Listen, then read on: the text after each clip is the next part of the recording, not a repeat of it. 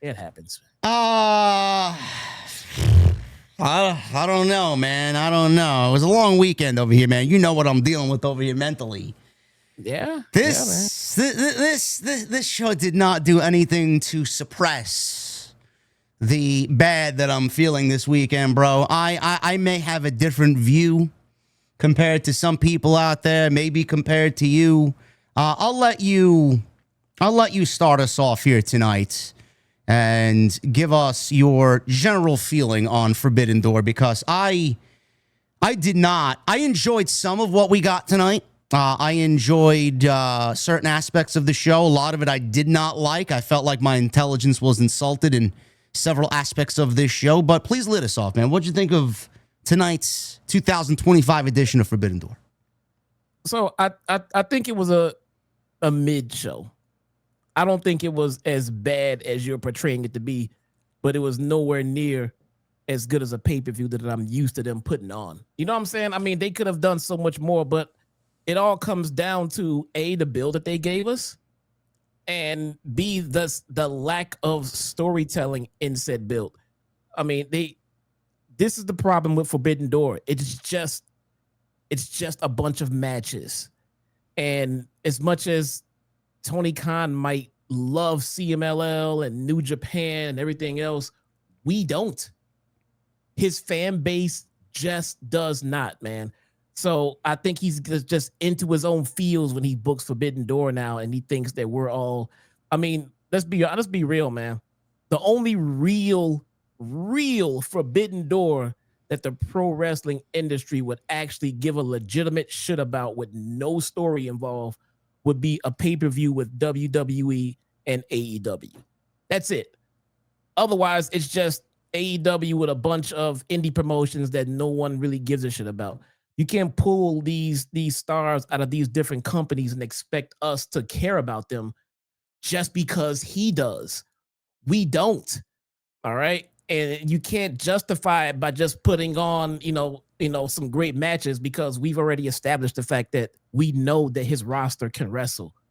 We know they can go. We know he does not have a roster full of scrubs. They can all wrestle, but you can only wrestle your way so far into people's feels when it comes to a storyline. And that comes down to the creative team. And I just think just creatively, they just either A, take a break, or B, they don't know how to garner any interest in a Forbidden Door card. It's kind of reminiscent of the Survivor Series days when it was Raw versus SmackDown with no build, and just the whole theme of the whole show was these guys versus these guys. You know what I'm saying? And used to point out, well, these guys only been on these rosters for a month. Why do we care about their hatred for each other? And why is there hatred for each other? What is the build? They just don't have any kind of legitimate build. Not one that we can care about. In their main event tonight, when you gave us, Kenny Omega and Cody Ibushi and all this other shit. And bro, we have not seen Kenny in weeks. You couldn't even get him onto the show for the build, but you expect us to care about him in the match. You know what I'm saying? It was a nice sentimental moment to see Ospreay go off, because we know he needs neck surgery. I wish him well, by the way. But outside of that, why do we care as much as they want us to care about this match? We just don't. The match was fun. I'm not going to sit and say I didn't enjoy the match. I thought it had some fun spots, some cool spots. I popped for the goddamn gummy bears being sold like it was death. I mean, just to show I'm not going to sit here and just be 100% realistic, and I can't enjoy the pro wrestling show. I enjoyed the gummy bear spot. I thought it was funny, but at the end of the day, why do we care? It is their job to make us care, and I think they did a poor job in making us care about this pay-per-view before it even got started. And that is the basis of what the Forbidden Door has become. It started off as a very cool and very unique concept, something that the United States audience wasn't really privy to, because we were so closed-minded and so closed off, because before AEW even came into existence, we only had WWE, and we all know how Vince operated. He never played with anybody at all outside of his own little sandbox. He never allowed anybody in. He didn't want to play with anybody. He didn't want to work with any companies. Here comes AEW, and here comes Tony Khan. and they're working with New Japan. Now, this is obviously before AEW and Tony Khan basically bought all of the talent that New Japan had at that time, and they've all kind of come over to the United States and are now working for AEW. They could still very much go and work New Japan, but there's no reason for them to because they're making triple and quadruple the amount of money with Tony Khan than they were with New Japan. There's no reason for them to continue to break their bodies when Tony Khan is basically paying them to do nothing. So the concept of Forbidden Door was cool. It was unique. It was exciting. Jesse and I attended a couple of Forbidden Doors. We were into the concept. And then New Japan died. And they didn't die in a sense where they're being sold off or they're liquidating talent to other promotions. They don't know how to create stars. They don't. The Will Ospreays and the Okadas and the Naitos and the Zack Sabres and the Tanahashis and everybody, the Young Bucks, the Hangmans, the Omegas, everybody that was over there is now working here in AEW, and they have not created a guy. They have not created the guy to replace Okada, and I don't see them creating the guy to replace Okada in many, many, many years. So you're working with a company that has their own problems, and you're selling it to us as if it's some big fucking deal, the two mega powers coming together, when neither company is a mega power. One company is struggling creatively, and the other company is fucking so lost and so absolutely down in the dumps that they have no real stars at the top of the card that anybody even cares about. You're shilling this show to me as if it really is the true Forbidden Door of professional wrestling. It might have been in 2020, but it's not in 2025. I mean, we really need to start having a discussion about why the Forbidden Door should honestly be a concept that is no longer, and that the door needs to be closed. I did not enjoy this show. And the one reason why I did not enjoy this show is I want to read these matches to you, chat. Outside the Copeland and Christian stuff, which I have grown up watching both of those guys, as has Jesse. So that is just going to get a different feel because it's more sentimental than anything. Hopefully they write the story there and it's a good one. Copeland and Christian wrestled Kip Sabian and Killswitch.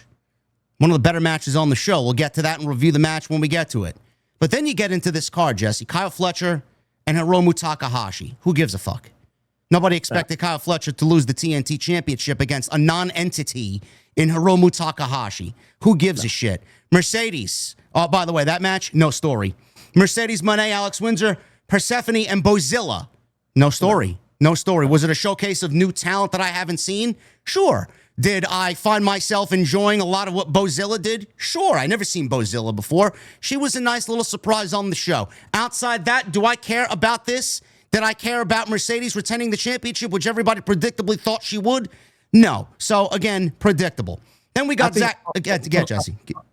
I think you need to insert another question into each match as you go down the card. Yeah. With the first match, we got well, we're gonna come back to Edge and Christian, but with Kyle Fletcher and everything else and Mercedes. So is this a match that I'm excited enough to pay $50 for? There you go. For the first match, no. The second match, no. Exactly. And Kyle Fletcher, Takahashi, no. So you got three matches at the top of the card on the main show that we are both not willing to pay $50 to see. No. So that's three matches right there. Then we get into Zack Sabre Jr. and Nigel McGuinness. The only reason why Nigel is there, we're not fucking stupid, is because he's from the United Kingdom and Tony needed a hometown guy to wrestle Zack Sabre Jr. for the IWGP Championship. Where's the story? Where's the story? Do you care? Are you emotionally invested in this? I know we're not. Again, would you pay $50 to see this? No. And I actually fell asleep during the fucking match. Who gives a fuck? Pre-show match. Pre-show match. Boring. Then we got the Hurt Syndicate. The first thing on the show that I actually genuinely was intrigued by, and not because of the fucking in-ring action. It was because I wanted to see how much of the creative input that the Hurt Syndicate has, how much of that was actually going to become a reality. And lo and behold, they did exactly what I was afraid they were going to do, which we'll get into it. And I enjoyed the outcome. I didn't enjoy how we got there. I enjoyed the outcome. But I just found it to be a laughable situation that made everybody in that article and that story that Fightful put out look like absolute fucking dog shit. So that was the first match I was intrigued by and had nothing to do with the in-ring action. Yeah. Would I pay $50 to see it? No, I would not. Okada, yeah, Jesse. Okay, would I pay $50 for that match? No. If there was a match included on a card of things I'm supposed to give a shit about, I would say yes, because I give a shit about the Hurt Syndicate and what they do. There you go. That's a fair assessment. Yeah. Okada and Swerve Strickland. Where's the story? We've documented this for weeks. That there was no story. Okada, everything he's in, there's no story. Outside Kenny Omega, where most of the story going into All In was based on their history and Kenny Omega's diverticulitis, there was no story with Okada and Swerve coming in to this particular show for the Unified Championship. There's nothing going on here. No story. Would I pay $50 for this, for a card with this match, if I was mostly emotionally invested in everything else and this was on the card? Sure. This was not bad. And the only reason why I did not care for it was because we knew the outcome before we even went into the conclusion. It was predictable. Timeless Tony Storm and Athena. Hated it. Oh, I fucking hated it. I'm sorry. Really? Crowd was Really? out. I didn't like it. well, the match itself, you tell me we're getting an Athena and Tony Storm match. Yes. Didn't care for it. Didn't care for it. Didn't care You for like it. it at all? Really? No, didn't care for it. I did not like the ending. I don't like the way it ended, and I'm not really hopeful that AEW is going to do anything with Athena. So who was going to win? Did everybody anticipate Athena winning the championship? No. Timeless Tony Storm wins. And then we get into Paige and MJF. And the last two matches on the show were probably the two best things on the entire show. And they had their own problems, which we will save for when we get there. What I'm trying to say is this entire show was built by Tony Khan basically utilizing a fucking AI-generated program. That was it. This was so haphazardly put together. This was so sloppily put together. And I said on social media, and I will say this again and again and again, when you have story and you give me a little bit of unpredictability, your entire show is better off for it.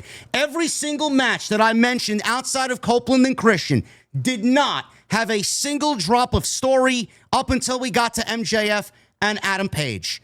This entire show and this entire company operates on in-ring aspect first, and somewhere third or fourth lies the priority of fucking unpredictability and storytelling.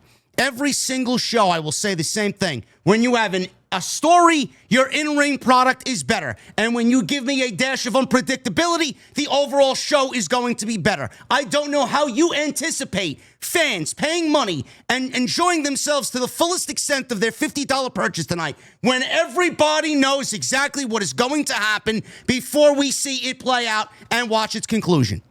I hate predictable wrestling. And I don't think people hate predictable wrestling for the sake of hating predictable wrestling. It's when it's bad predictable. Like, I don't mind a story that leads to a predictable outcome. But when you give me no story and a very predictable outcome, bro, that is a huge recipe for disaster. Yeah, man. No, you're not wrong.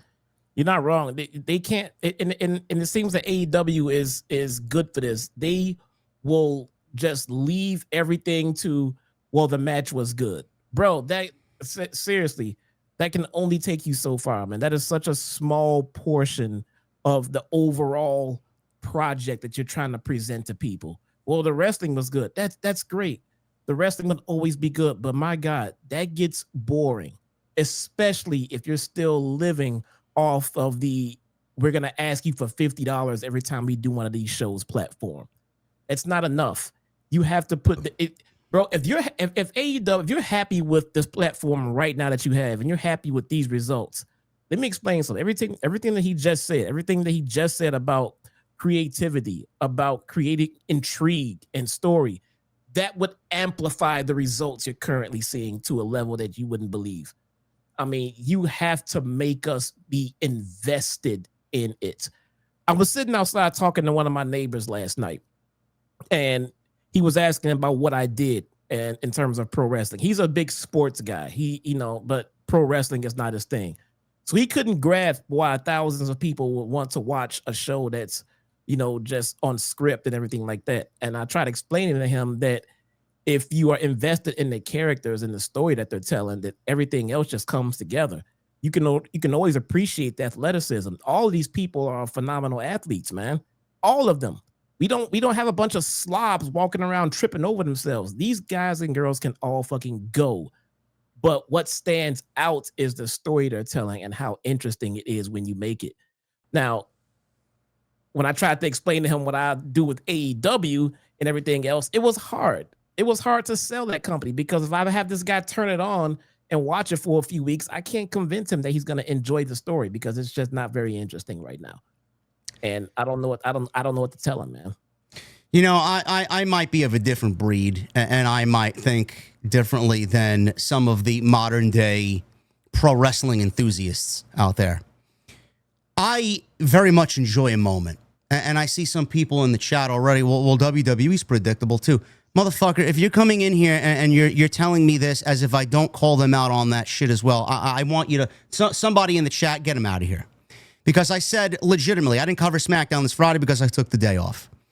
But the Friday before that, I was complaining about, well, if we do Drew McIntyre and Cody Rhodes, which is the rumored WWE Championship program that's coming up next, whether it happens in Paris or it happens at WrestlePalooza on September 20th, I said, I don't know how anybody could go into that excited when I think everybody has a conclusion that Cody Rhodes is not losing the WWE title after he just beat John Cena for the title at SummerSlam. I don't like those types of outcomes. But the thing is, WWE will give you at least a little bit of a story and the predictable outcome. AEW gives you no story and a very predictable outcome. So if I was to choose the lesser of two evils there, I'm going to choose WWE because at least they would have taken me on a little bit of a bumpy ride. AEW takes me on the safest route fucking possible, and there's no fucking surroundings or environment that I actually enjoy looking at. So I don't understand why you're coming to me with some WWE garbage when I absolutely call them out on that same exact thing. Here's the thing. I look for a moment. I look for replayability. I look for something that's going to live on after it's over. You know, this is why I don't like some of the content I see in the IWC, because a lot of it is not replayable. You watch it, it happens in the moment, and then forget about it. It's lost for all eternity. There's no replay value there. You know, I'm a big music guy, and I'm going to name an album off the top of my head because I'm wearing their fucking hoodie. Alter Bridge, Blackbird. Blackbird, the title track off that album, is the greatest song ever written, in my honest opinion. Do you know how many times a year I go back and listen to that fucking album and that song in particular? It lives on. It is a fucking moment. It is epic. It is something that I cannot live without. And I go back every single year, obviously for sentimental reasons, because I've dedicated that song to my grandpa when he passed.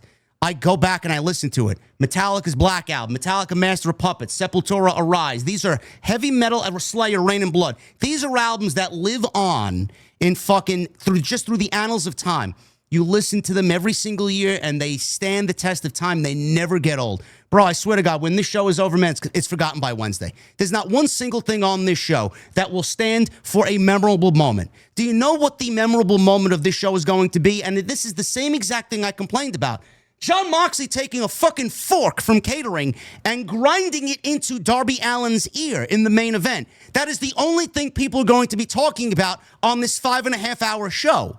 And I said, watch what AEW does on September 20th when they got to go head-to-head with WrestlePalooza because WWE stole the fucking headlines. What is AEW going to do? The one thing that they know how to do better than anybody, man. Blood and gore. They're going to have Darby and Jon Moxley jump off a fucking building to steal the headlines away from WWE because of WrestlePalooza, head-to-head with All Out, and on ESPN.